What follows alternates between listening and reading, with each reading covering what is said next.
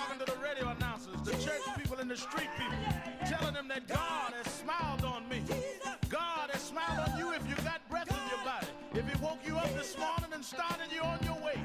But I want to tell you some stories of people that God smiled on. We know the story of Dr. Martin Luther King, how he started way back in Montgomery, Alabama in 1955, trying just to get dignity, trying to get respect. And he went all the way to the mountaintop. But he didn't forget about the brothers in the valley. He didn't forget about those trapped in the alley. And I hear Brother Martin King say, God has smiled on me. He's been good to me. Let me tell you, God has smiled on me. It's been so good to me. Then I see as Dr. King went on, another man stepped into the forefront by the name of John F. Kennedy, who rose up and said, let's not stand back. Let's not wait for a handout. Let's wait for a way out. He said, ask not what your country can do for you, but what you can do for your country. He said, don't us gravel and don't us moan, because God done smile on us. Let me say it. God has smiled on me. He has set me free. Let me say it. God has smiled on me. One more time. I want to say it real slow. I'll say God has smiled on me. He has set me free. Pick it up. God has smiled on me. He's been good. Then I went on by backstage at the Apollo Theater and I saw a man come out. They call him the King of Soul, James Brown. And James Brown said, Reverend, don't you worry. I started out as a shoe shine boy. I started out as a convict. I started out uneducated. But I learned to sing my song. And I sung it all over the world. I told him it was a man's world. I told him about the big payback. I told him Papa got a brand new bag. And all over the world, they can hear my voice. But Reverend, don't you frown. Don't you bow your head. Tell him what you told me, Brother Brown. I said, God has smiled on me. He has set me free. Yeah. Oh, yeah. I want to scream, y'all. I want to scream, y'all. God has smiled on me. He has set me free.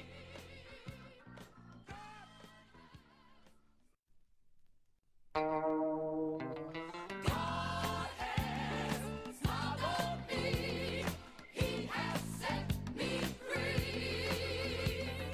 God has smiled on me. He's been good to me.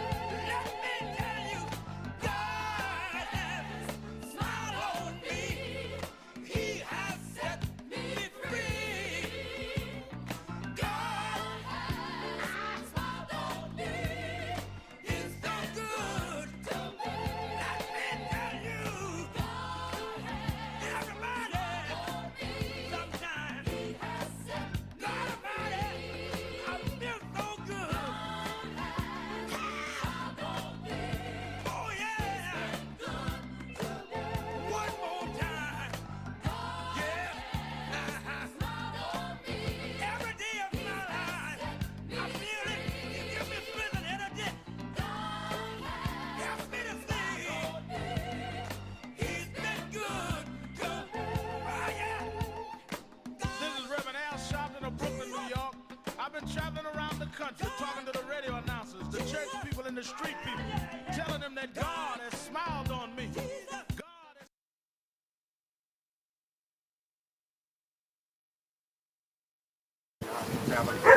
We have a short visit today, so we just wanted to greet you all and thank you for allowing us in. Yes, sir. We would go. Yeah, we was here. They were on the plantation. Our family was on the plantation. Wow. And that's, of course, that's the slave house. That's one of the slave houses. Sir, it's been 13 years. That's right. Good to How see you been? Doing fine. Good.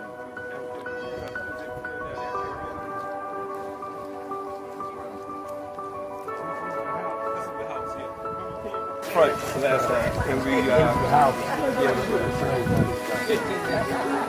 Alexander Shelton.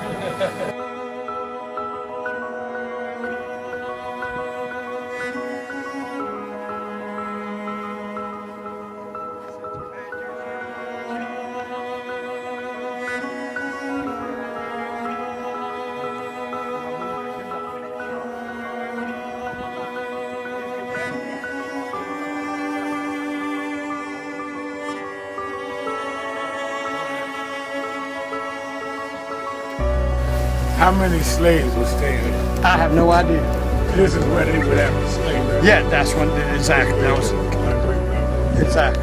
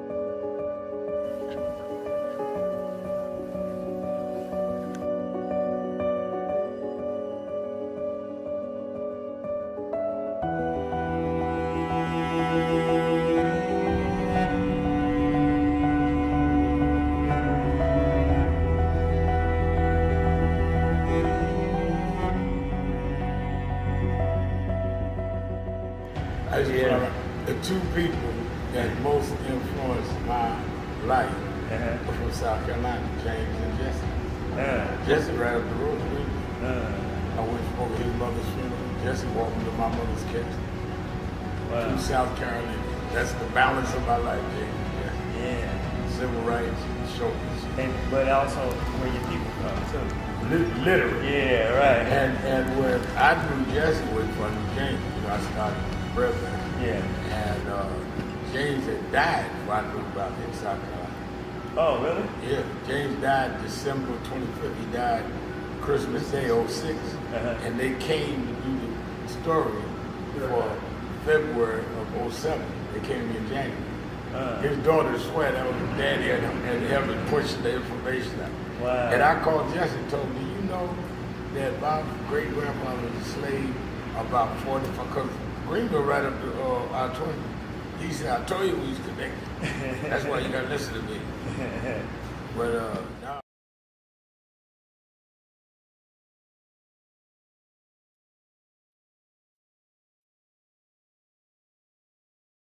Come on.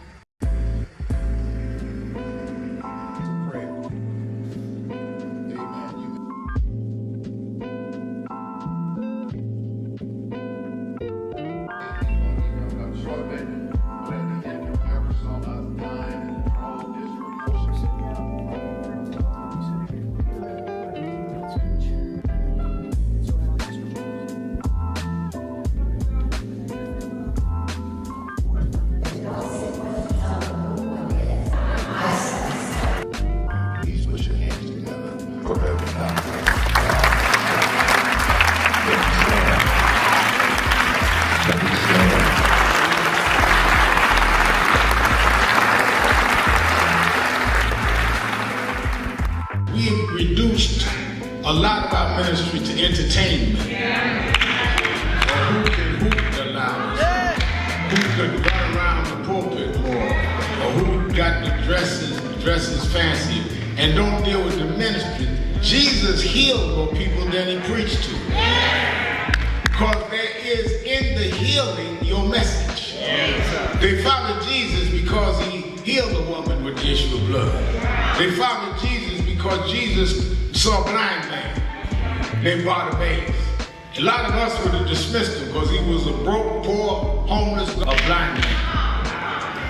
How you know he was broke, Reverend? Because they say he was begging. But he understood what he was doing because he heard that Jesus was passing by. And when Jesus got close enough, he said, Jesus, son of David, come see about me. They kept telling Jesus, let's go, look, we got a schedule, we got people to see. He said it again, Jesus, son of David, come see about me. And when he did it the third time, Jesus stopped and went and healed the blind man. Now, what I get out of that scripture, Bishop Daughtry, is that the blind man told Jesus, if you are who you say you are, you're going to stop and see me. Yes, sir. And if you stop and see me, you will confirm who you are. Yeah. But when we are pastoring and leading in communities with bad health, we cannot be the followers and representatives of Jesus and walk by people that are sick and we not be part of making them well.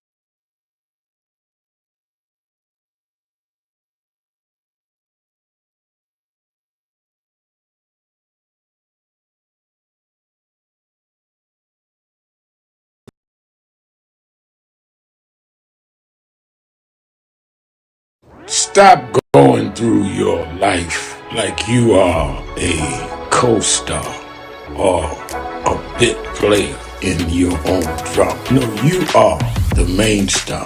You're the central figure in your life. What you decide is what is the major thrust of your life. And others may contribute, impact, affect, but it's your life that you're central in. So stop trying to lay the weight of what you do or don't do on others. That weight is squarely on your shoulders and in your hand. And if you want to defer and give your life choices to others, that's on you. If they have any sense at all, they will be so busy trying to conduct and properly guide their life, they will not have time to try to major in your life.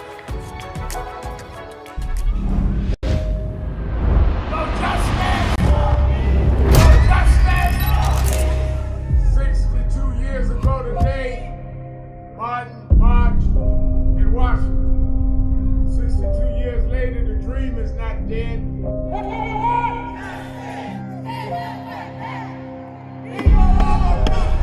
I'm here because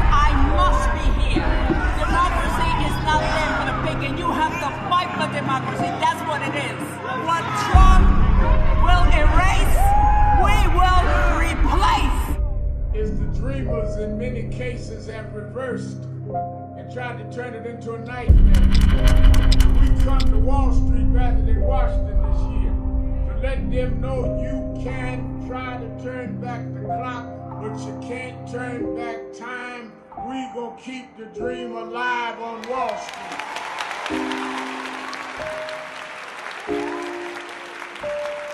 For 90 days, they're going to do a study of what companies have pulled out of DI and what companies have a small margin of profit. And we in 90 days are going to announce the 2 companies that we're going after. And we're going to ask everybody in this country, black, white, brown, gay, straight, woman, trans, don't buy where you are not respected. I am your host, Donald Trump can't Reverend make Al us Sharpton. buy your stuff. Let me thank Reverend Charles Williams for sitting in for me the first hour and change. And I was over with a group, speaking for a group that's having their United Nations session.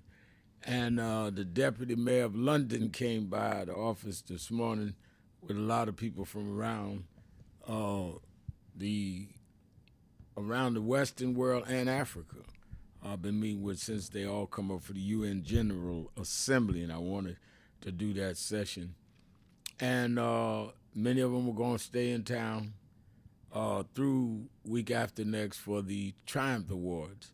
And many of them will be at the Saturday rally, so I was glad to fellowship with them. And you know, it is important for us to understand that people around the diaspora are watching what we're doing and what we're not doing around this whole Trump era.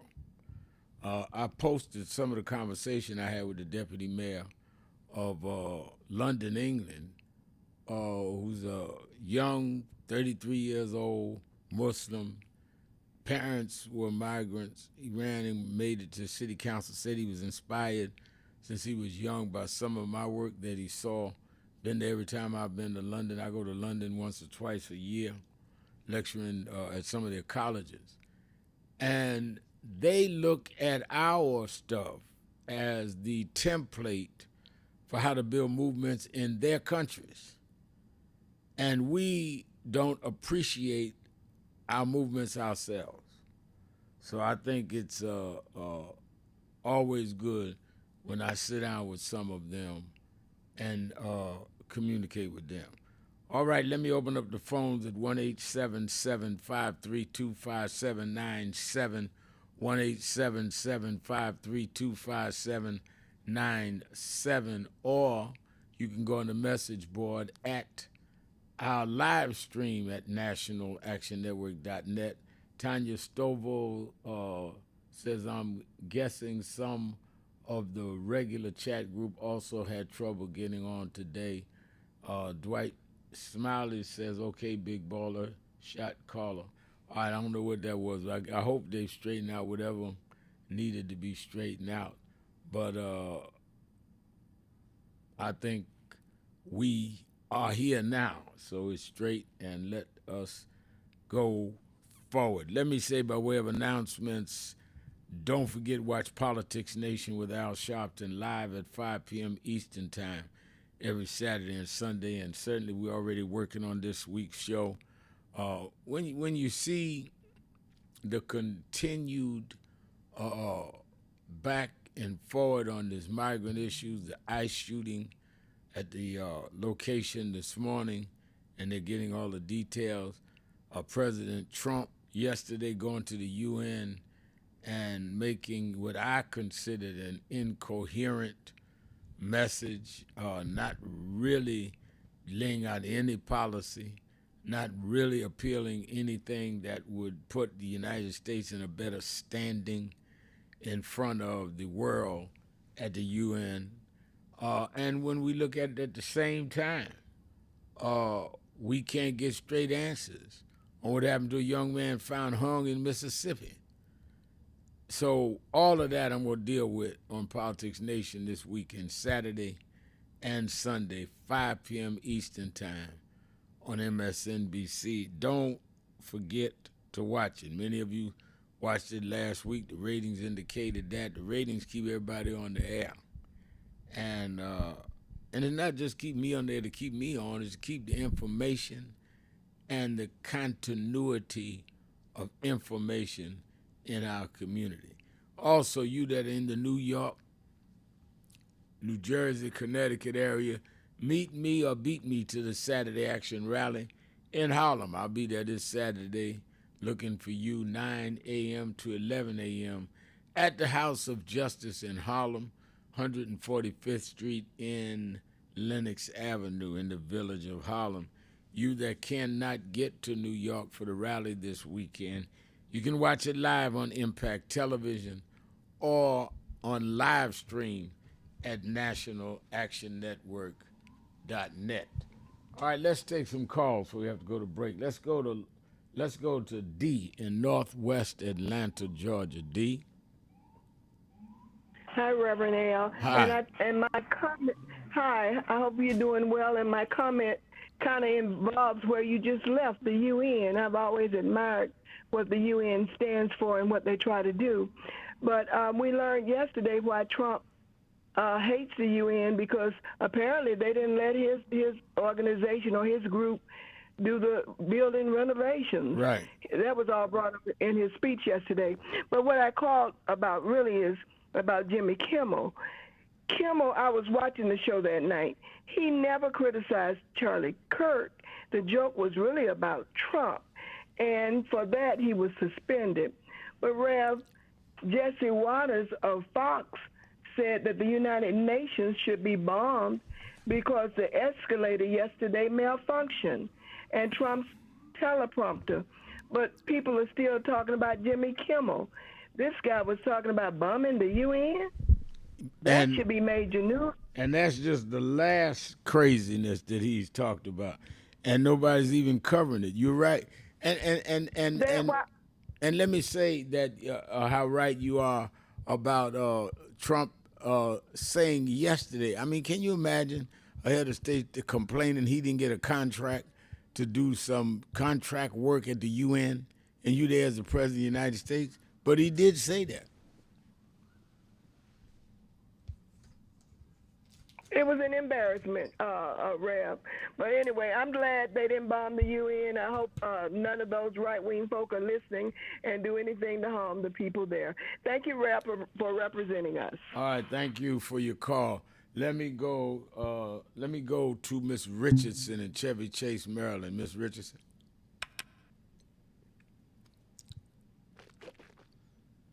Yeah, can you hear me? Yes, I do hear you.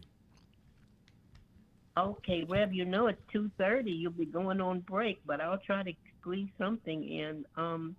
You know, with this FCC, we listen all the time to make sure what's going on in the world, and especially in our local districts, because Rev, what can be done on the behalf of correcting the FCC?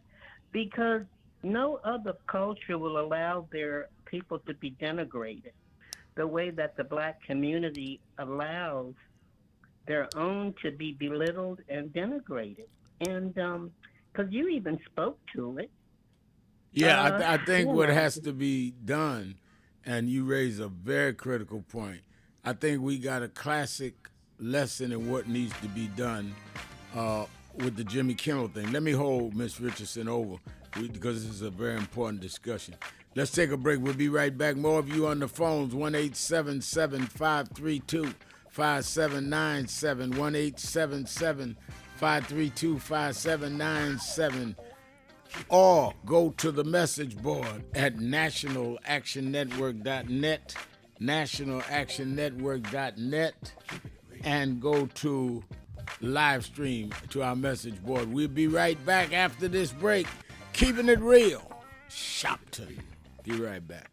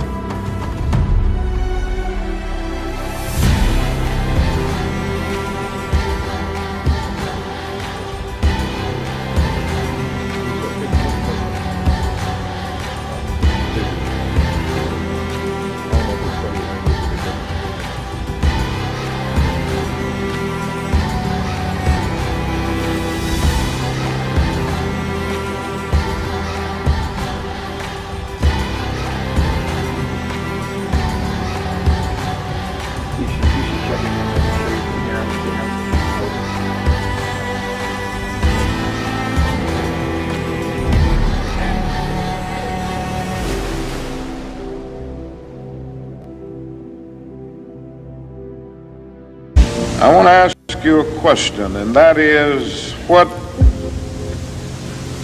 is in your life's blueprint? This is the most important and crucial period of your lives, for what you do now and what you decide now at this age may well determine which way your life shall go. And whenever a building is constructed, you usually have an architect who draws a blueprint. And that blueprint serves as the pattern, as the guide, as the model for those who are to build the building. And a building is not well erected without a good, sound, and solid blueprint. Now, each of you is in the process of building the structure of your lives. And the question is whether you have a proper, a solid, and a sound blueprint. And I want to suggest some of the things that should be in your life's blueprint. Number one in your life's blueprint should be a deep belief in your own dignity, your own worth, and your own somebodyness. Don't allow anybody to make you feel that you are nobody. Always feel that you count. Always feel that you have worth. And always feel that your life has ultimate significance.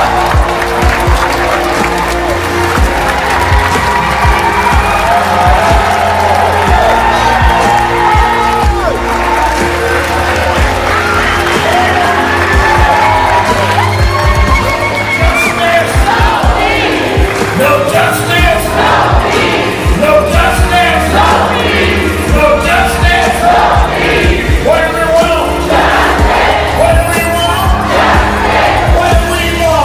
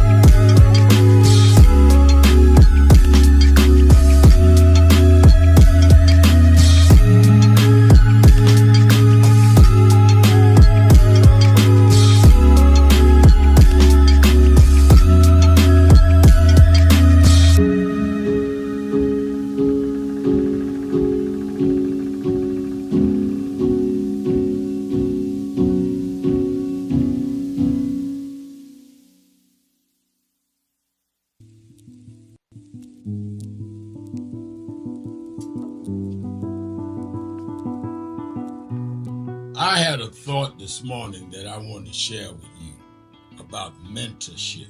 I am able to do a lot of what I do because I had great mentors, but there are correct ways and incorrect ways to mentor people, in my opinion.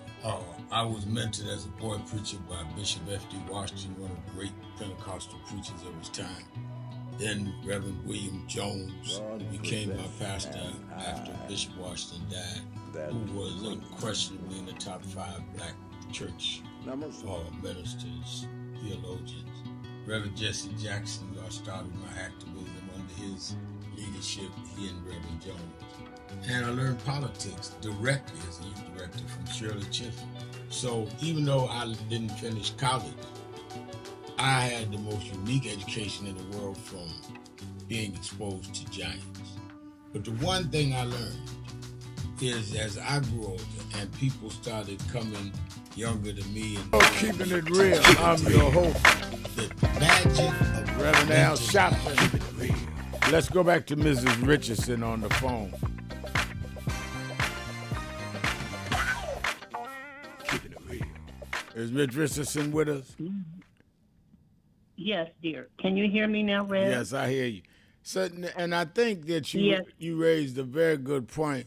And the other point of that is when you raised about the FCC, which is the Federal Communications Commission, for those that are not on top of that, for them to have threatened ABC and the chairman of FCC saying that, well, we can do this the hard way or the easy way, about a man saying a joke that was not even about the deceased, as you said, Charlie Kirk. It was saying something about Trump. So this is clearly a move for autocracy, that if you question the king, we're going to take your license. And FCC are nominated, the FCC members are nominated by the sitting president. That's why voting is important. Trump put them on the FCC board, and they're trying to enforce that people cannot get media licenses or that they can't get mergers with them if they speak out against Trump. That is the antithesis of a democracy. Absolutely, Rev. You said that so eloquently, too, because, see, what the Supreme Court and all of these idiots, I hate to say it, we have our people are up there with them. And to this day, I don't understand those 2 minority women. We're the largest people in the world, but in this country, we're considered minorities. You know that, Rev. Right. That our people is really the most highly numbered people of the world are African people. But I don't understand these women up down this principle. I mean, is it because their vote doesn't matter now because Trump is in there? Because like you're saying, it seems like all of the government's entities are in back of Trump. This is what's so scary.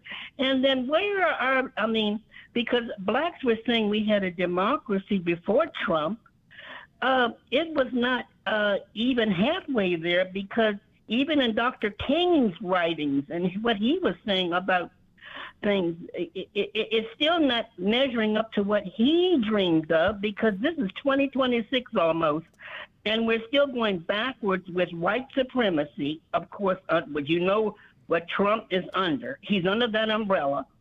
And he's even got blacks in there working for him in high places and wicked places. So we've got wicked blacks sitting up there on boards and different things and executives where, Trump is very clever. You may think he doesn't have much brains, but the man is clever enough because he was a CEO before he was president. And so he has the goal to just ram and rave, and with will, because he's saying that he's president now, that he's got the backings of the Supreme Court, he's got the backings of all the entities of the other 2 government entities. So really, but what is the conclusion of where we're going? Because see, with the FCC also not tackling the disgrace of our community, because see, the extreme left is a problem too, because if we really are smart, we'll have to examine both sides, not just the extreme right. But the extreme left, I call them fanatical. They're for liberalism across the board. They come out and everything else. I don't disagree. I mean, I don't disagree with you because they're just. I mean, I don't mean to cut you off, but they're just for people being. We was in the Chick-fil-A the other night, and then I'll get off. My daughter and I, we go to a place called Plum Orchard in Silver Spring. They've got a Fridays there. They got a Chick-fil-A. They got a IHOP. They have a Panera. They got a Bank of America. Everything is in this mall at Plum Orchard, and people in the metro area would know what I'm talking about. You go in these places, nothing but our people are in there using foul language, clowning. Whites are sitting there peacefully trying to eat. Why don't we demonstrate our intelligence side? That's what Mrs. Richardson does. But we just seem like we want to clown and laugh at the whites. Because the whites are silent because they're saying, well, there's nothing they can do to bring peace. And I think whites want peace and order, a lot of them, but blacks will go in these restaurants and will use these foul lines. Red, what is your opinion on our people not having the character that Dr. King wanted? And I'll hang up and listen. All right, thank you for your call. Let me first say, you asked the question, where are we going? We're going toward political and economic empowerment and fair treatment under the law and equal opportunity until people get us off track with a lot of noise. I just said to that group that's doing this UN session that you cannot judge the strength of a movement by noise. You judge it by what it gets done. So when we started fighting against racial profiling in the early 90s and then police accountability and all, it led to racial profiling being against the law. It led to our being able to get stop and frisk banned. It led to getting different laws in terms of having a commission that President Obama started with making police wear cameras. And it led to the conviction of police that was shooting and killing us and other racial killings. Now, Trump and Project 2025 is trying to change all of that because the only thing, I have a 6-year-old grandson, it's my only grandchild. The only thing that protects him from what we do today is if we make it law and keep the laws there. That's why you vote. That's why you go to rallies. That's why you go to meetings. Because you don't fight for just your time, you fight to keep it permanent. As much as they changed and still trying to change the Voting Rights Act, let's remember it survived from 65 to 25. That's a long time. That's over 60 years. That's 3 generations. We're not doing that. We're sitting around, not involved, not doing anything but just bellowing noise, and not thinking long-term like they did in the 60s that brought everything that they gained to our disposal, and we can't hold on to it. We're fighting to hold on to what the generations before us fought and got. Rodney Jones says, about blacks behaving in part. Of course they should. I'm not for people being rowdy in restaurants or whatever, but I think that there is nothing wrong with correcting that we are a dignified people. And I think that one of the most horrendous things that we allowed is the other culture to acting like a thug or acting like a street urchin is somehow synonymous with being black. And if you tell people, wait, man, don't act like that. We got ladies here. Oh, man, you're acting white. No. I'm acting black, dignified. You're acting ignorant. Don't act like ignorance is a personification of blackness. It is the opposite of blackness. Rodney Jones, the mayor of Queensbridge Houses, said, I don't know how many times you have to tell our people voting matters. Now that we're in this mess, You have people that didn't vote upset about what the Trump is doing. Ignorance is bliss. And you're absolutely right, Mr. Mayor. Everybody that didn't vote voted for Trump. And that's what you got. And when people start complaining to me that I know didn't vote, I'm talking about members of my family, or that I know voted for Trump. I got some relatives in Alabama that said, well, he's going to do more for the economy.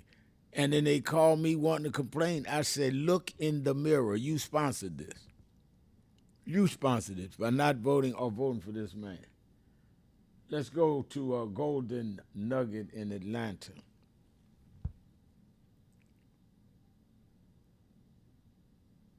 I don't hear Golden. Can you hear me okay? I hear you now, yes. Can you hear me now? Yes. Good afternoon, Reverend Al. How you doing? I'm doing well. How are you? I'm gonna keep it. I'm doing good. Thank you for asking. Listen, man, I'm gonna keep it real brief, and I'm gonna try to keep it as 100 as I can. You know, we have to ask ourselves. You know, as far as I was listening to the elder talk about going to the mall or wherever she had went, and these young adults there. He can't say it's all of them, but I know what she's talking about. You go to the mall. I see it myself, and it's going on all over the country. But who raised these young adults to conduct it? Because they sure wasn't like that when I was coming up. We didn't carry on, especially around adults, the elders. We wasn't disrespectful. We wasn't out in the malls with this and that. So, and white folks is looking at us like, we didn't do this to your kids. Y'all raised them. Or the women or the man raised them or whatever, and this is what we have. And that's just keeping it 100. We have accountability and responsibility for our young ones, our young adults that's in the street conducting themselves the way that they do. That is our fault. We can't put that on nobody but us. Well, let me say this, Golden Nugget. I unequivocally and totally agree with you. We cannot blame anyone for these young folks that are still, in many cases, staying in our houses and we paying the bill, acting disrespectful. I don't care what we say. We were not allowed to do it, and we are allowing it to be done now. And we're allowing them to flip the definition of blackness to being rude and uncaring and talk about you got to understand what's going on. It's been worse than this, and we learned how to be mannerable. I remember before my father left us, I'd get up in the morning. I'm a kid, 7, 8 years old. My father left when I was 10. But one thing he taught us was respect. If we walked through the door where he and my mother was asleep or was up and didn't say good morning, he made us walk back and forth 50 times, say good morning, go back, good morning, go back. I mean, that's how I was raised. So I totally agree with you. Thank you for your call. Let's take a break. Be right back. Keeping it real. Shopton. Be right back.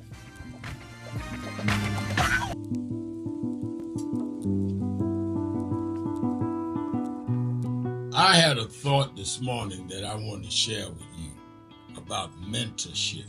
I am able to do a lot of what I do because I had great mentors, but there are correct ways and incorrect ways to mentor people, in my opinion. I was mentored as a boy preacher by Bishop F.D. Washington, one of the great Pentecostal preachers of his time. Then Reverend William Jones, who became my pastor after Bishop Washington died, who was unquestionably in the top 5 black church ministers, theologians. Reverend Jesse Jackson, who I started my activism under his leadership, he and Reverend Jones. And I learned politics directly as a youth director from Shirley Chisholm.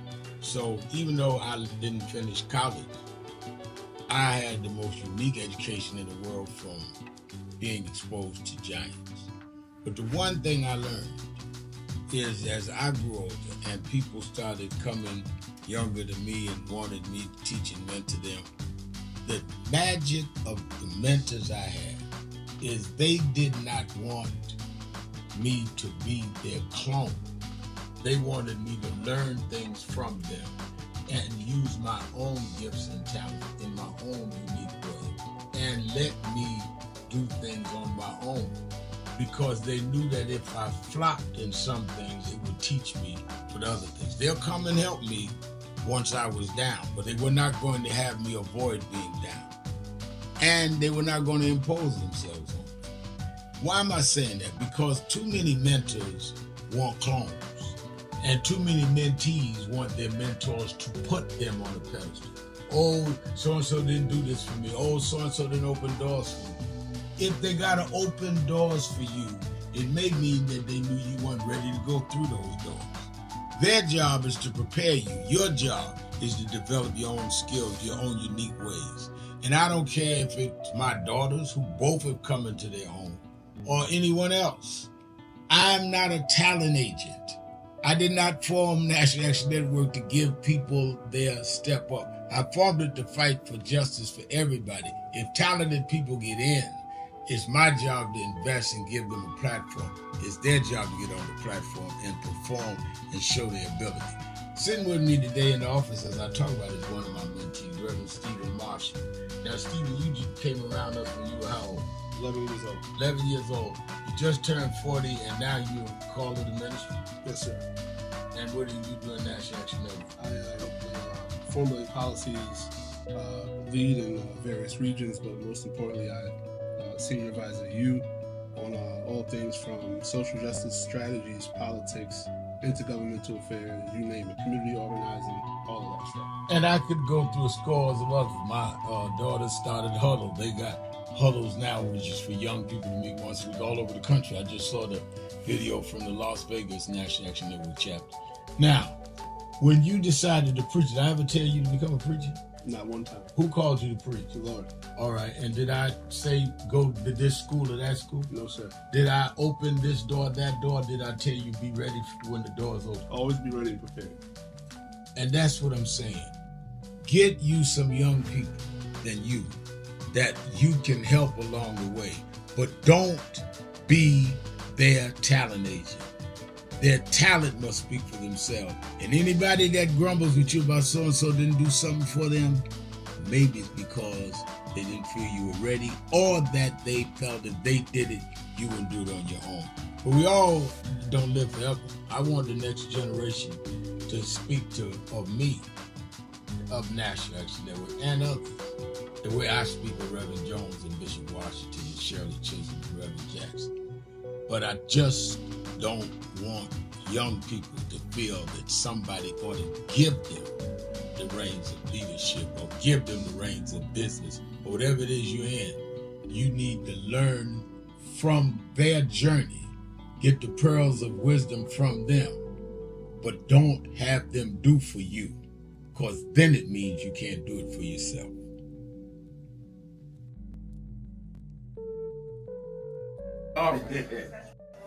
Rev, you know you were right there From the beginning. with the stuff that Yep. was going on in Brooklyn at that time, in Howard Beach. You were right there. He had in one of the early movies, he had my name. Then he put me in Malcolm, and I wasn't even old enough to know Malcolm. So we've been through it all. For those who see Malcolm X, it's 3 hours. But fast forward to the scene with yourself, Yep. Bobby Seale. Right. Bobby Seale, Denzel, and me. Yeah. Denzel was on the set. Now let me ask a question. Yep. What was your weight on that scene? I probably about 270. I was bigger then. Yeah. Still had the hair, Yeah, man. you had the head on. Yeah, it was. Denzel, yourself, and Bobby Seale. Yeah, all in one scene. And also, there was no cut. We went like this. That's right. That's right. That's right. Yeah. Only Spike could have done that. It's my brother right here. My baby. Brooklyn's in the house. Yes, sir. Brooklyn's in the house. BK. 1 year ago and change, 67 weeks ago, we started marching every Thursday, am I right, on the offices of Bill Ackman. Bill Ackman was the architect of ending DEI, which is diversity, equity, and inclusion. He started it. I want to give a little history because a lot of people get Negro-itis and get confusion.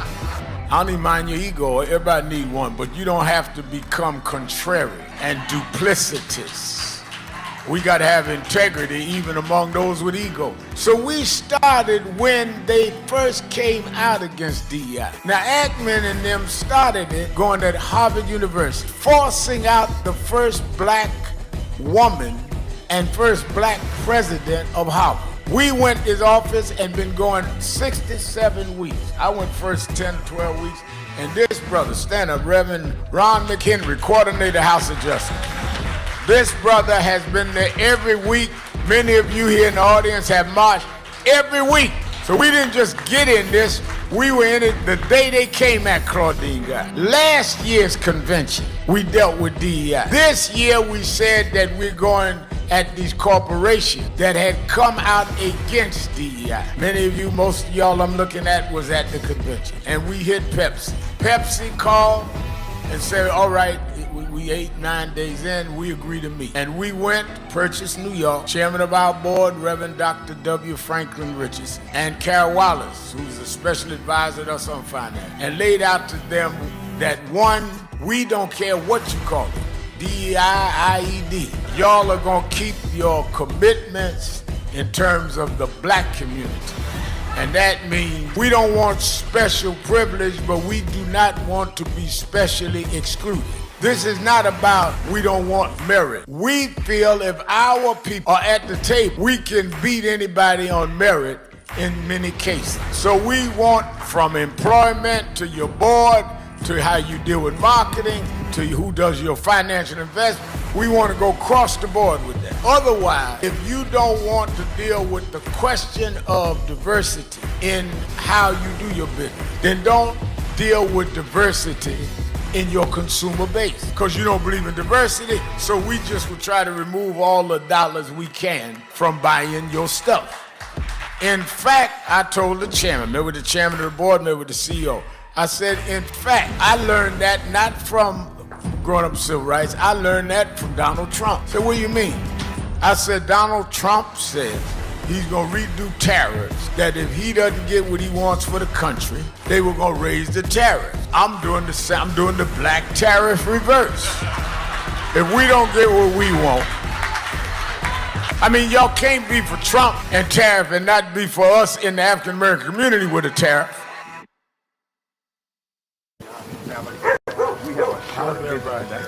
So we just wanted to greet you all and thank you for allowing us in. Yes, sir. We was here. They were on the plantation. Our family was on the plantation. Wow. And that's, of course, that's the slave house. It was one of the slave houses. Sir, it's been 13 years. That's right. Good to How see you been? Doing fine. Good.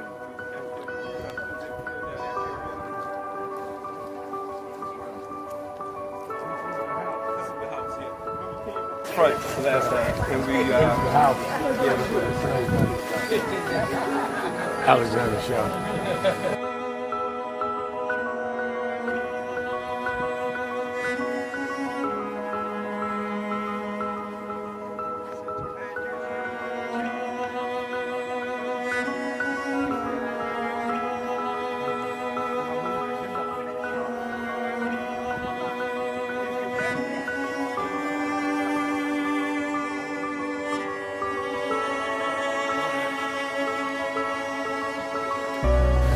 How many slaves were staying there? I have no idea.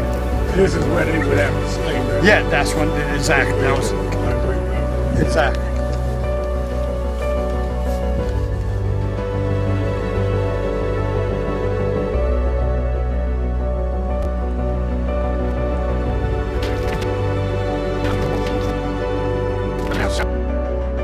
We're back.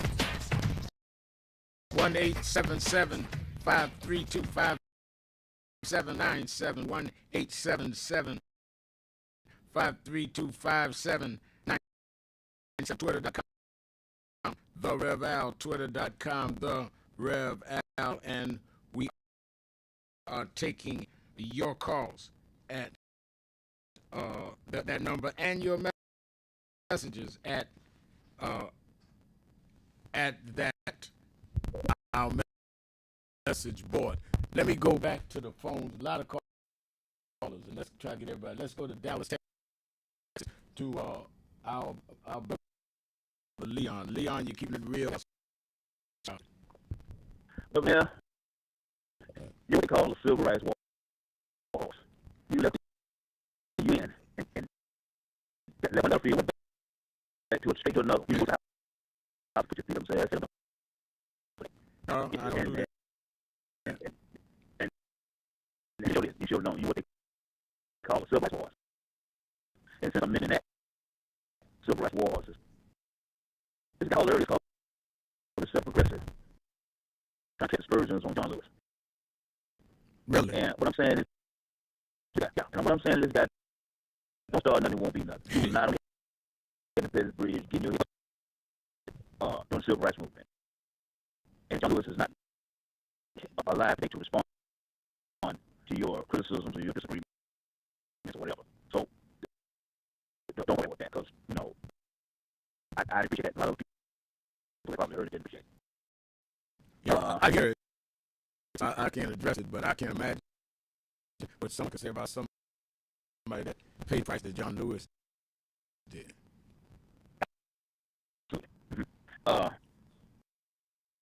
Now, Jimmy last night, and he started to let off of his seat. But I want to drill down into why he was able to come back. Well, if you lose $4 billion and you lose so many subscriptions, that might cause you to rethink that position. Right. So this is going to tell us what to talk about the economic weapon that we have to fight back against Trump. You're familiar with it. Is what Neville Chamberlain tried to do Adolf Hitler. Right. Right before World War II. He tried to appease him. Well, you can't appease those kind of people when they got that kind of power, they got that kind of mentality. You have to fight back with a weapon that they will feel the sting of. So, what Jimmy Kimmel is showing what we can do to fight back with our economics. Right. And now it won't be overnight. The bus boycott took a whole year. But after that while, the first trains are going to start getting tight, and it's going to be pushback from these corporations on this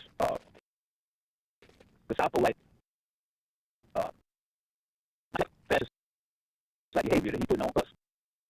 And I'm talking about black people. I'm talking about black people right now. Diversity. They want us to have affirmative action. They want us to characterize history as racery. Well, we don't deserve to be attacked. Right. We need to be attacking. You know, like we need to be attacking the people like maybe China or Russia that are putting these different electronic devices all over New York City with the intent to jam up the communication system. That's who you need to be worried about. Black people have never tried to start anything in this country. Japan jumped on this country. All these other different countries have attacked America. But you're attacking us. And I'm talking about Trump and his cronies, his Gestapo and his Fourth Reich. They're attacking us. So we got to fight back. And the Jimmy Kimmel pushback, clapback from the fans, the subscribers, the stockholders show that we can have an impact on what they're doing. No doubt about it. One of the things, and thank you for your call, always good to hear your voice. Let me say and follow up to what you're saying, Leon. I just said it over with the UN group I met with, that if we would learn from those ahead of us and those that are seasoned that are still with us, rather than becoming seduced into feeling the way to make your rep is by attacking those that have been out there before you, then we make progress. Like one young lady said, well, we started a boycott against so-and-so, I won't call her name, first boycott since Montgomery. boycott. I said, that's not true. You know how many boycotts they had in the 60s and the 70s? Reverend Jackson boycotted, got people on boards of corporations, got contracts for big businesses. We started the Madison Avenue Initiative in National Action Network. We got triple black advertisement, black money in black banks. What are you talking about? That's not true. But we talk to ourselves and try to feel the only way that we're going to progress is to condemn our elders. And nobody does that but us, because nobody has been trained in self-hate like we have. Hate your daddy, hate your mama, hate your granddaddy. And others do the opposite. And the example I used was Stephen Miller, who is one of the main architects of 2025, who's running the White House now. I think he's 35, 36 years old.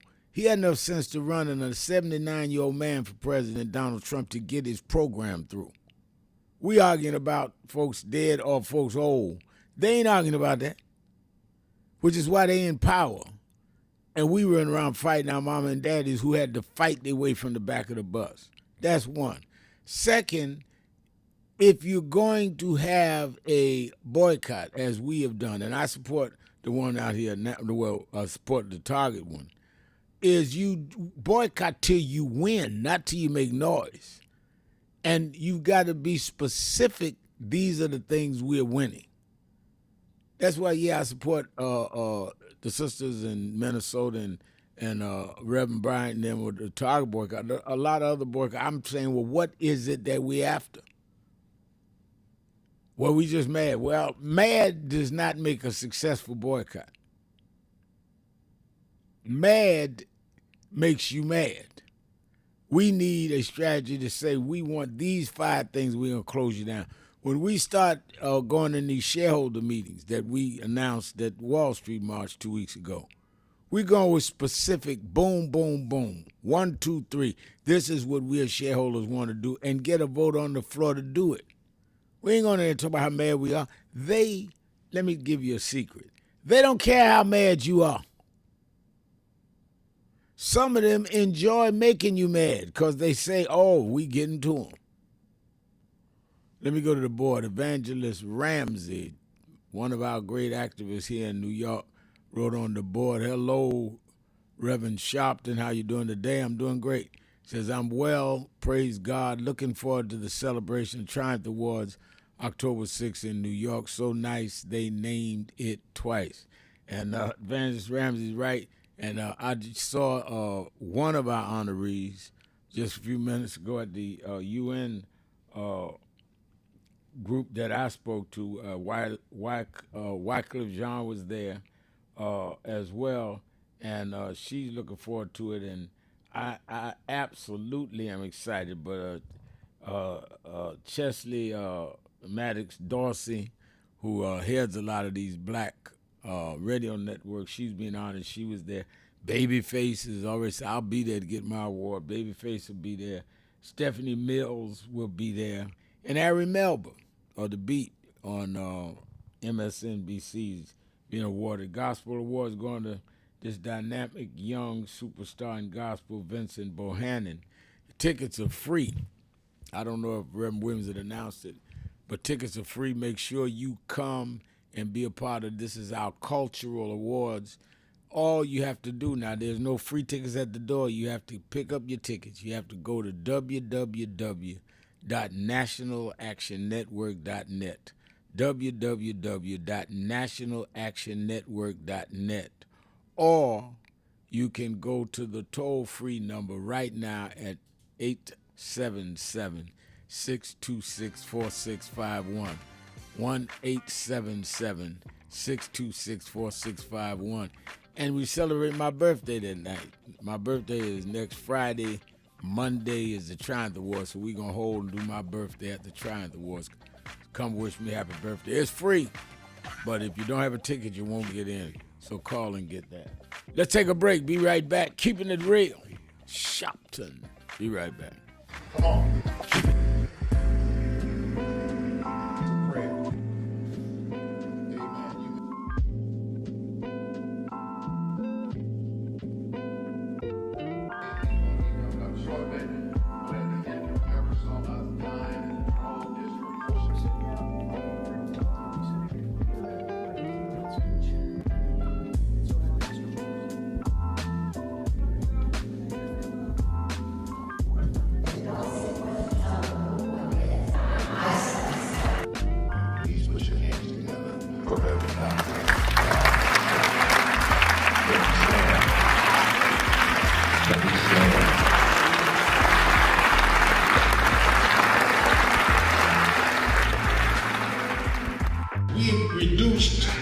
a lot about ministry to entertainment. Or who can hoop the loudest, who could run around the pulpit more, or who got the dresses fancy, and don't deal with the ministry. Jesus healed more people than he preached to. Because there is in the healing your message. They followed Jesus because he healed a woman with the issue of blood. They followed Jesus because Jesus saw a blind man named Bartimaeus. A lot of us would have dismissed him because he was a broke, poor, homeless, a blind man. How you know he was broke, Reverend? Because they say he was begging. But he understood what he was doing because he heard that Jesus was passing by. And when Jesus got close enough, he said, Jesus, son of David, come see about me. They kept telling Jesus, let's go, look, we got a schedule, we got people to see. He said it again, Jesus, son of David, come see about me. And when he did it the third time, Jesus stopped and went and healed the blind man. Now, what I get out of that scripture, Bishop Daughtry, is that the blind man told Jesus, if you are who you say you are, you're going to stop and see me. And if you stop and see me, you will confirm who you are. But when we are pastoring and leading in communities with bad health, we cannot be the followers and representatives of Jesus and walk by people that are sick and we not be part of making them well. For 90 days, they're going to do a study of what companies have pulled out of DI and what companies have a small margin of profit. And we in 90 days are going to announce the 2 companies that we're going after. And we're going to ask everybody in this country, black, white, brown, gay, straight, woman, trans, don't buy where you are not respected. Donald Trump can't make us buy your stuff. The Senate can't make us buy your stuff. In the name of Dr. King, we're gonna do what Dr. King did. Trump tweeted the other week, I'm a con man, don't call me the coin man. I'm gonna stop the coins from dropping in the wrong place. Getting past hope. Because, I grew up, like I said, single mama on welfare. And my mother told me there's a part in life that hope's gonna run out. But she told me you got a double barrel in your engine. I said, what is that? She said, you can switch from hope to faith. Faith is a little deeper than hope. Bishop Hilliard is here. Faith is when hope runs out. Faith is the substance of things. Hope for the evidence of things not seen. Faith is when we were emancipated after 246 years of slavery and walked off the plantations with no education, no money, no future. And we built black churches and black colleges and black fraternities. We had faith. Faith made us stand up to the most powerful nation in the world and turn it around. Faith means we went from the back of the bus to the front of the White House. We've come this far by faith, leaning on the Lord, trusting in His holy word. He never failed us yet. So who is Al Sharpton anyway? Who is this 33-year-old preacher without a church? A number of black New Yorkers as well. He is little more than a pudgy exhibitionist who can be counted on to show up, bullhorn in hand, at every racial incident.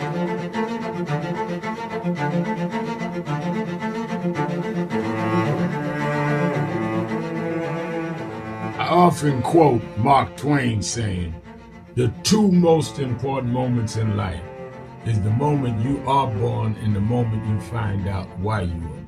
I had a very troubling conversation the other day that prompted me to do this little video. Young man that I've known a while came to me and he was crushed. I mean, really crushed, because people were criticizing his work. He's in the ministry, but he's also an actor. And he said he couldn't understand why people were jumping all over, criticizing him, trying to find scandalous and derogatory things about him. And I told him, I said, you know, you very young.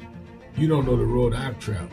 They call me everything but a child of God. A blabbermouth, a loudmouth, too flamboyant, an agitator, a racist, and a I race had to baiter. learn. Yeah, right. I was not defined by how others saw me.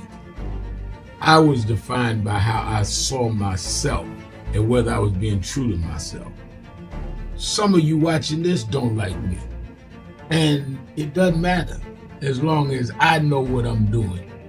And I like me for being real.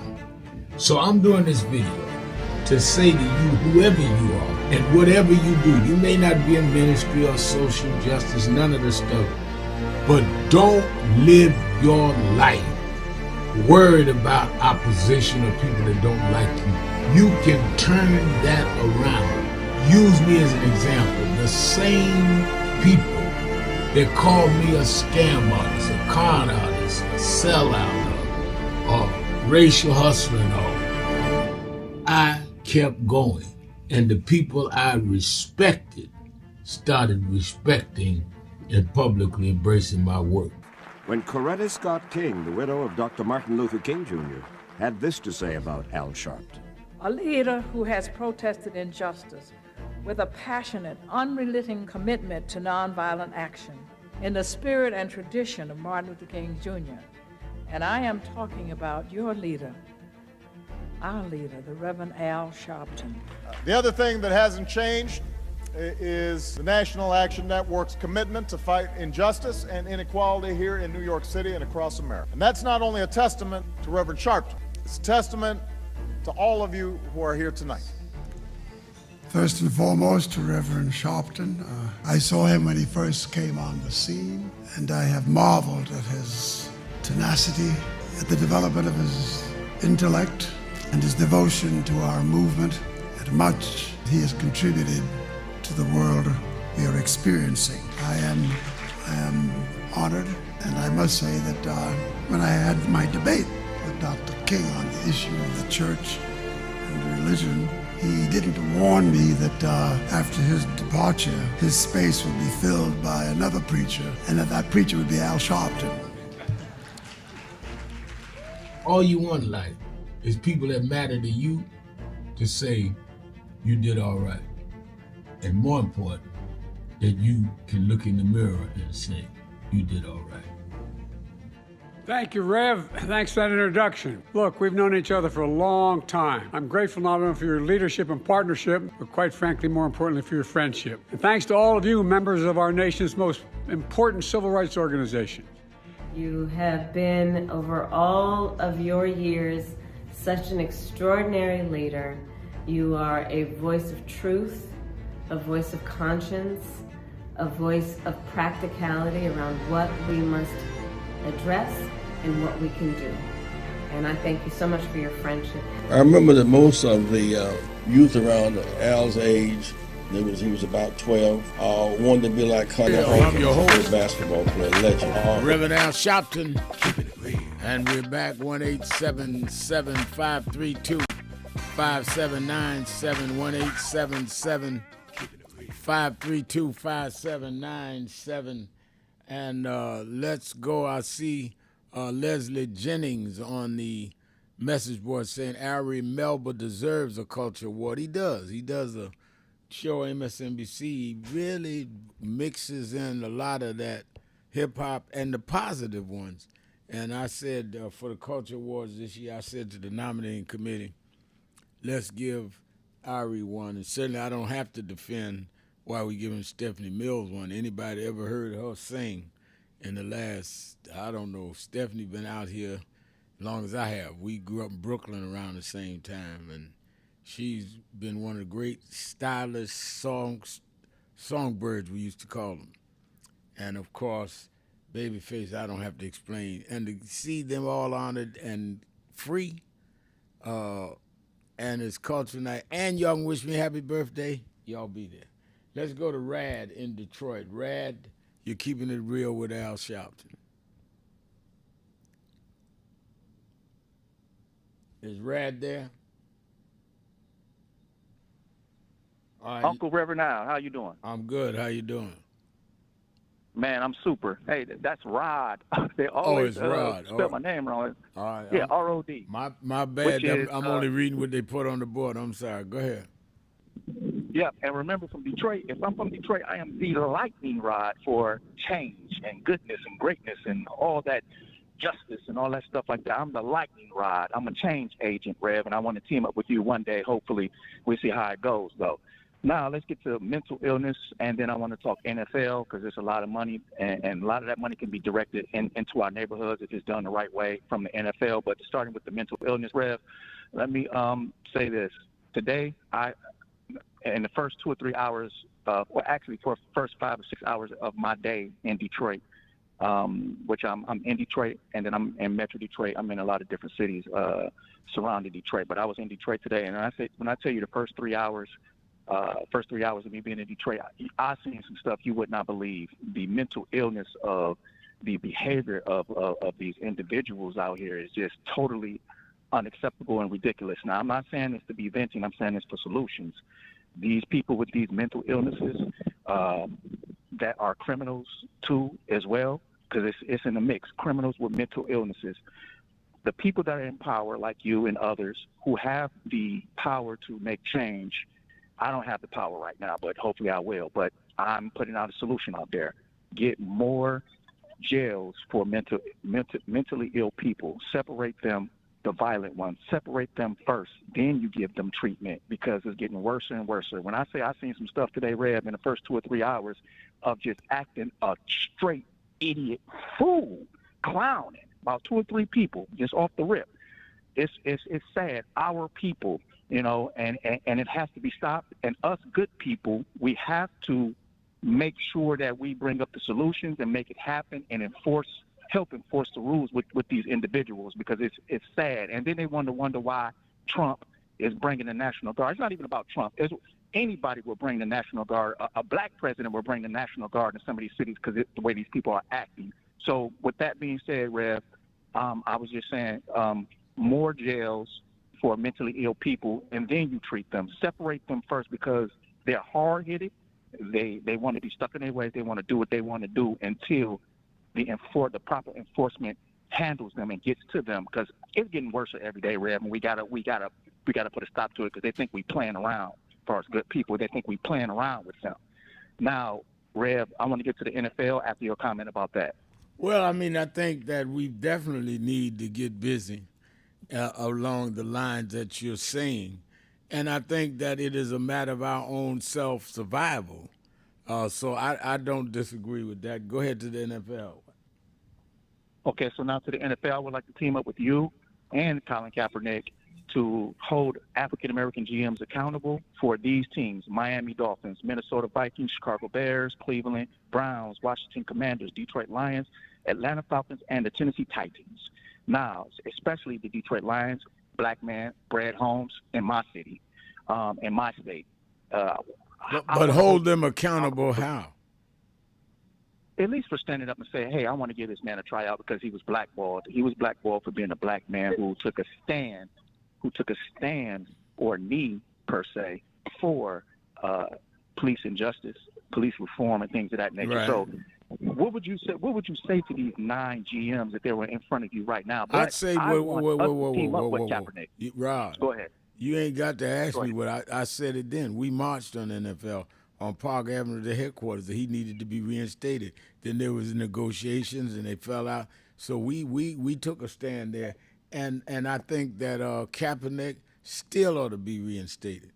There's no question about that. But thank you for your call. I agree on the. I thank you, Jim, for his call. I got a lot of callers. I just got a quick. Wait a minute. Whoa. I'll let you talk about the mental health. I'll let you talk about Kaepernick. I'm going to other callers. Let's go to Spencer in Little Mountain, South Carolina. When I have the board full, you can't preach a sermon. You got to get to your point and move on. I have no disrespect. I don't agree about building jails, by the way, Rod. And I think we need to heal mental health, not just lock them up, incarcerate them. We don't need more jails. We need more people that can handle stuff. but locking up folks has never proven to be a remedy to mental health problems. But let me go to Spencer in mental health in Little Mountain, South Carolina. Spencer. Is Spencer there? Yeah, Spencer here. I was taking a quick break for a second, but I'm glad that we hooked up, Al, because this is the thing I want to run on the radio audience. September the 30th, the government shut down. Now, I haven't, the shutdown that I have experienced through, they always came up with a quick fix after 7 days, after 2 weeks. I think the longest one was 30 days. I don't know. I could be wrong. But Hello? Hello? Yeah, you drifted off for a minute. Go ahead. Okay. I would like for people to understand something. Here we are now in a fixed position to where before, let's go back 30 years. Whenever somebody diminish the American flag or decharacterize America or in some way do something like that, there's a special group that comes up and kill them. It could be an individual, but most of the time it's a group. Now, but for some reason, here we are in the 21st century, and all of a sudden there's a gang of folks that's looking at doing stuff, but America is being damaged. We don't know if we're going to be able to repair this stuff with other countries. So to make my statement short, I was trying to set it up, but we will shut the government down September the 30th. All right, thank you for your call. Denise O'Brien Anderson's writing on our message page, mental illness doesn't belong in jail, need fight for mental health care. That's the problem. They want to throw us away. I agree with Denise. And let me tell you something. All of us have people with mental health issues in our families, in our neighborhoods, some worse than others. Locking them up is not the problem. And they don't do that in other communities. So let's be real clear.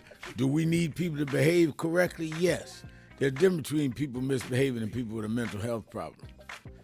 Mental health is mental health and can be remedied. People that are just rude and unsavory, a lot of them got good sense. They just don't have no good discipline.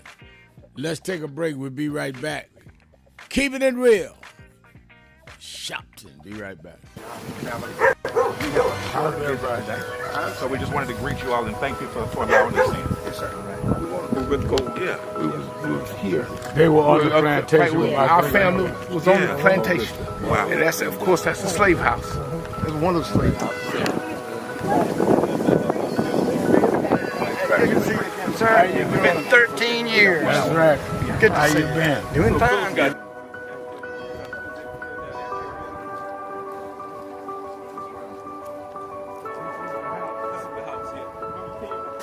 Last time. And we, Alexander Shaw.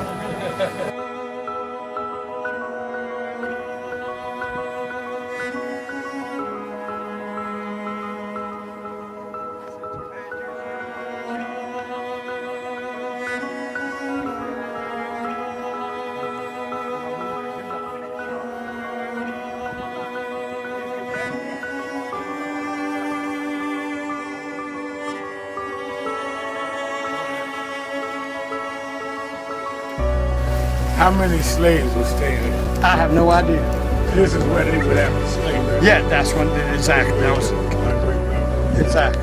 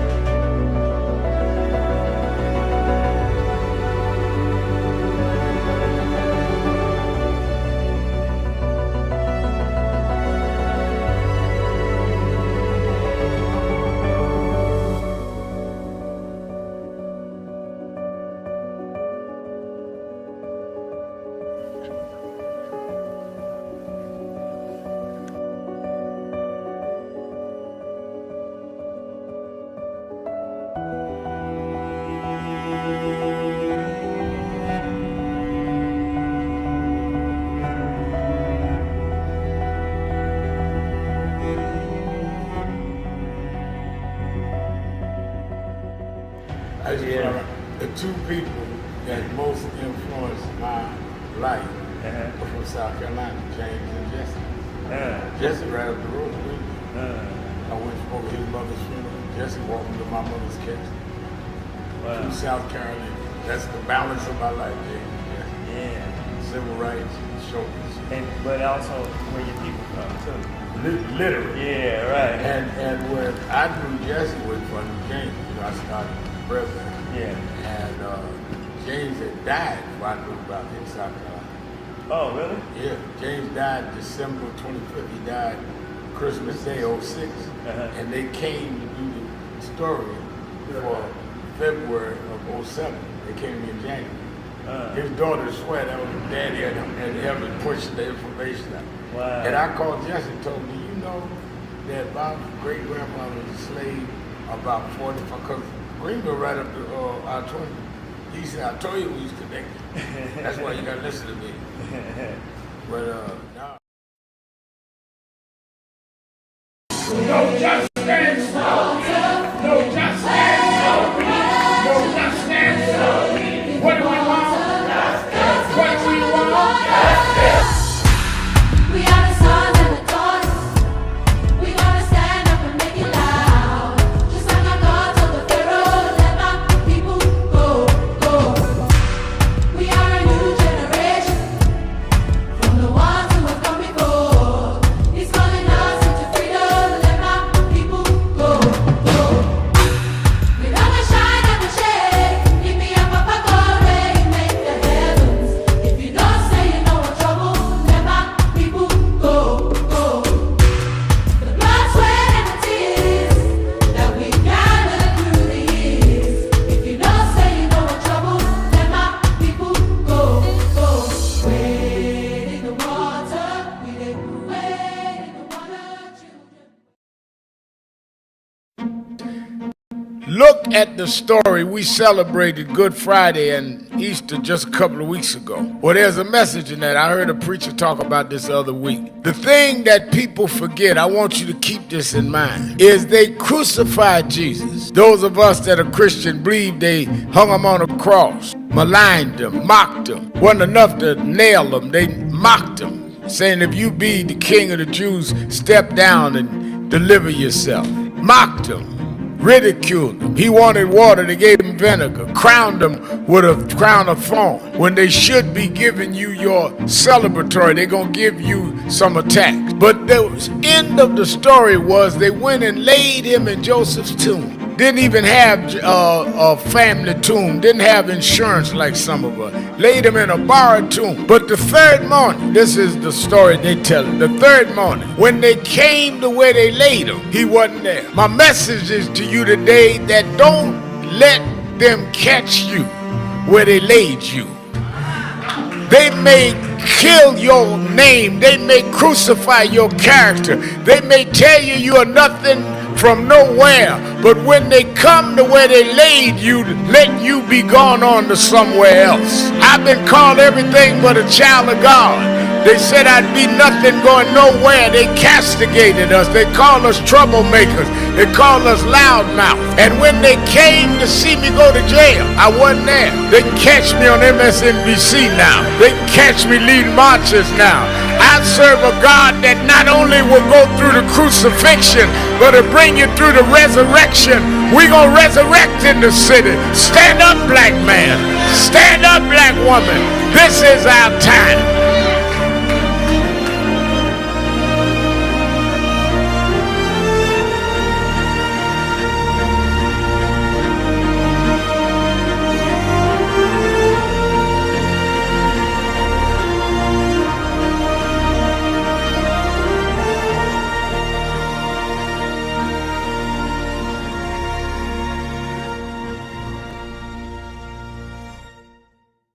Stop telling yourself you're not confident of what you could do. When people with half your skills and a quarter of your talent have gone on to create big waves in life, if you look at them and you know you're more gifted than them, then what is your problem? You are looking for someone to come and drag you. We're back. Let's go back to the phones. Let's go to Sarah in Washington, D.C. Sarah. Good afternoon, Reverend Al. Good afternoon. How are you? I'm good. How are you?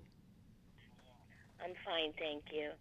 I tried to look to see if Jimmy Kimmel was on last night, and it wasn't on my TV, ABC. In Washington? Yep. Or maybe your carrier is one of them that will not carry them. There's those that the ones that originally went out and forced ABC's hand. Maybe that's the one that you're on their network. Sinclair, I know, was one, and Nexstar, I believe, was the other. Oh, okay. Because they said he was going to be on, but He was on. wasn't, He was on. Yeah, I know he was on, but on my TV it said he was going to be on, but he wasn't. Uh-huh. So you're probably absolutely right. Thank you. All right, thank you for your call. Let's go to Raj in Cleveland, Ohio. Raj. Hey, Rev. Thanks for taking my call. How you doing today? I'm good. How are you? All right, thanks. Yeah, you were talking about like the people who voted for Trump or didn't vote at all, and they enabled this what we have today. They don't, a lot of the problems that's going on and implementations that Trump wants to, install. Well, a lot of people, I came to the conclusion that because I was discussing this with people who were didn't vote for Kamala, and they never really have a solid answer when I ask them, like, why didn't they? And then I'll ask them like, like what they like a startup money to start their own business, like $50,000 to do it, to get it going, get a business their own going, or $25,000 for a down payment on a house, or something, to that effect. And they'll say, yeah.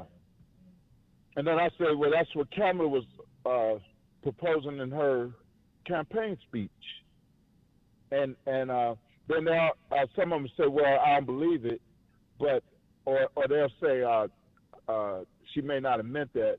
And I say, well, it's funny how Trump, he'll say something, outrageous, or say something good, and people believe it.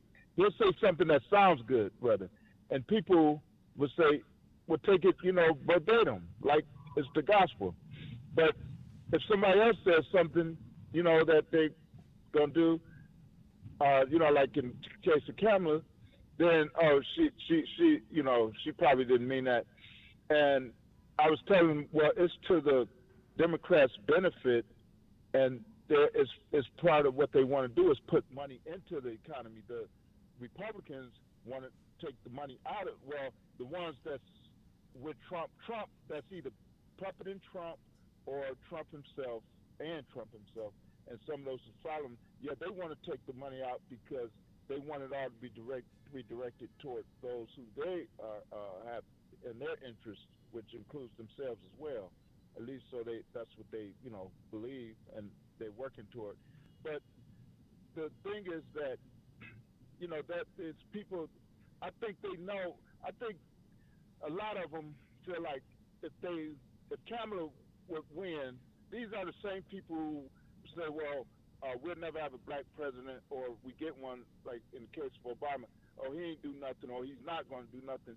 Because at that point, I think they feel like they know that they won't be a relevant part of the conversation, or have anything truly to offer, or be able to articulate enough of toward the conversation to where they feel like they're important. See, it's all about wanting to feel important, or be in the limelight when they're speaking. Instead of just saying, "Well, look, I don't know enough about that," or you know, I hope we get something better. I hope what's, you know, being shown or told works out, and just leave it like that.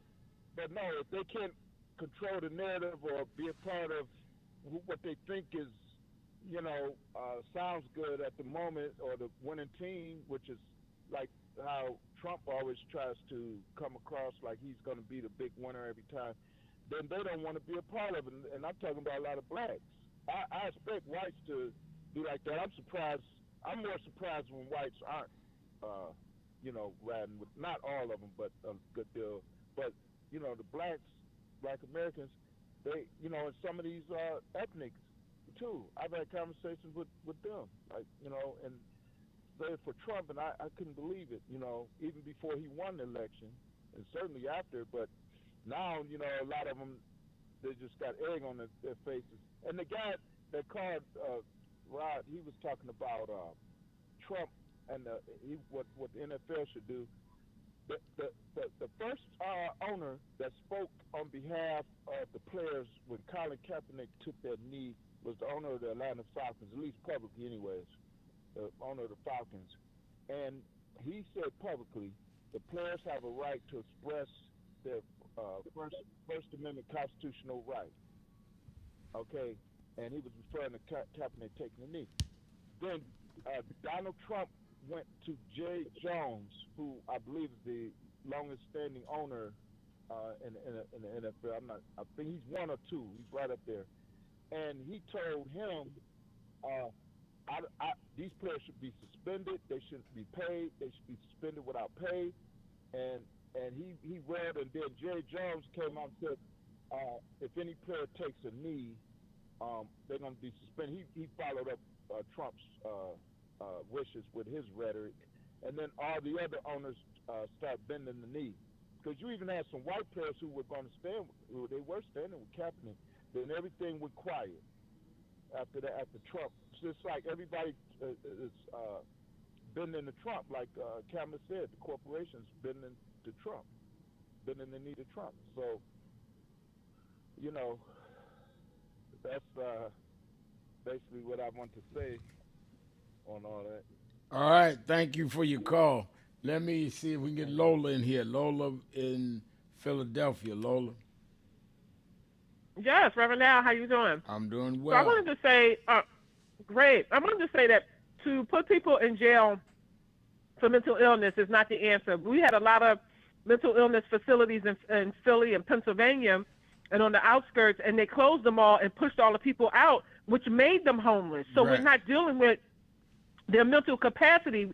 That's what brought them to be homeless, by closing all these places, not just Philly and Pennsylvania, but Washington, Chicago, all the major cities closed their mental facilities and put people out on the streets. I wanted to say that, but that's not what I called for. I wanted to say that we saw how everybody rallied around Jimmy Kimmel, and we can do the same for our black people who've been pushed out of their jobs, who've been pushed off of TV. We can see the power that the people have, and we, the people, have to take this country back. We, the people, have to let these people know, because all they care about is money, Reverend Al. All they care about is the bottom line. We saw that with Disney. So if we push back with really holding it back, there has to be sacrifices in this life that we have to make in order to get change. I've canceled all the streaming. I'm going back to the library like I used to do. I'm going to go back to DVDs. I might even get a landline, because we have to let these people know, with our money, I'm not going to support you with my hard-earned money, and you support people who want to take our free speech. You support fascist administration. You support people like Stephen Miller and Bannon. I'm not giving you my money. And the last thing I want to say is this. Please, people, do not take advice from somebody who told you to put bleach in your veins and to see if sun rays will heal COVID. Talk to your doctor. Talk to your doctors. Get 2 or 3 opinions. Do not listen to this man. This man he's killing the economy. Then he also wants to just kill people. How can you just come and make a blatant statement like that when you don't even have a degree, a doctor's degree, and the person who's running the HHS doesn't even have a doctor's degree, but you're going to sit up there and say something like that? I mean, maybe if you do have reservations, again, Speak to your doctor. Do not take advice from someone who said put bleach in your veins. We got to wake up in this country, and we got to just... And now, and you're on to something. I agree with you about locking people up that have mental health problems. I agree with you on what you're saying about going back to basics. And I definitely agree also with you're talking about the whole health situation. Now they telling folks that Tylenol causes autism, and you've got experts saying that that is not true. I've never seen an administration that is hell-bent, there's no other way to say it, on just experimenting with people's health like they did in the COVID-19 epidemic, Lola.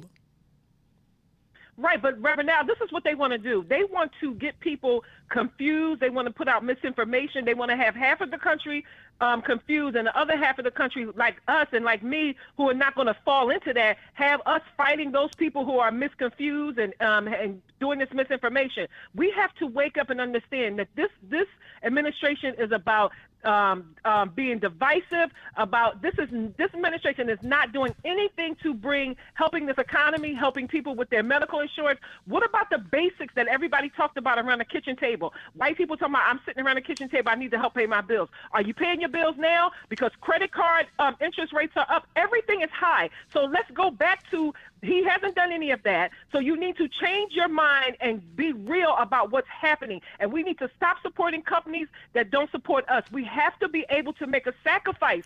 People are so comfortable with everything like this microwave world that we live in. You got to give up some of that stuff. Got to give it back. And let me tell you something.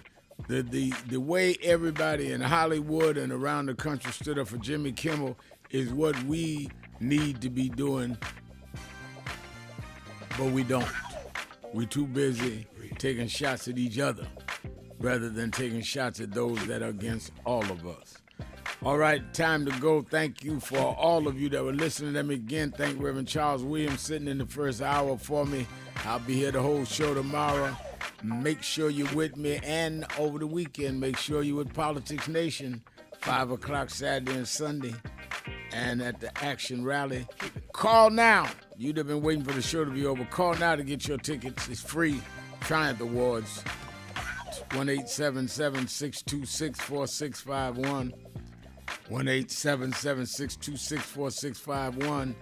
Or you can go online and get it at www.nationalactionnetwork.net. It's Monday after next. Don't call me on next Friday saying can I get a ticket? Do it now. And remember, whatever you do, wherever you go, however you feel, tell somebody, tell anybody, tell everybody. Reverend Al told you personally. Keep it real. Keep it real. Keep it real. I'll talk to you tomorrow.